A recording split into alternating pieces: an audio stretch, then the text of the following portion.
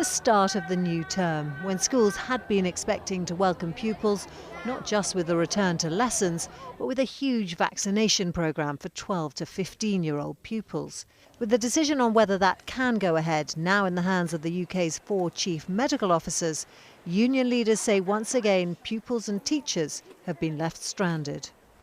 Well, it's another weekend, isn't it, for all of us, of speculation about what may or may not happen. I'm actually optimistic that what we're going to get is a fairly urgent decision on behalf of young people and their parents that vaccination of 12 to 15-year-olds will go ahead. We will welcome that we need to know the detail. But frankly, it's hugely frustrating that here we are once again with term for the majority of young people having started, and the people I represent, school and college leaders, still not knowing precisely what the details of all of that is. It's really not good enough.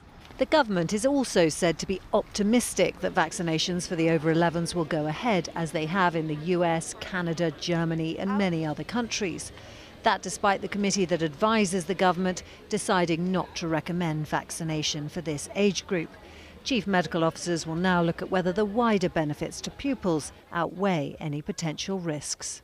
The kinds of factors the CMOs will be looking at will be the level of transmission of the virus in the community, including amongst young people, which we know is high at the current time and may increase as schools return in more parts of the UK. They'll also be considering the educational elements. What are the risks to young people of not being in school if they test positive, or they're living with someone, for example, who tests positive? With pupils having faced months of disruption to their education during the pandemic, most of these parents believe the government had missed a trick by not extending the vaccine programme before the start of term.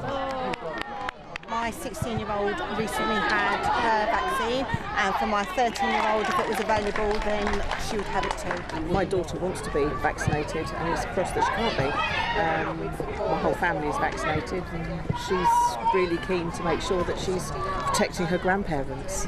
Over 11s with underlying health conditions will, like 16 and 17-year-olds, be eligible for the jab. A decision on their classmates is expected towards the end of next week.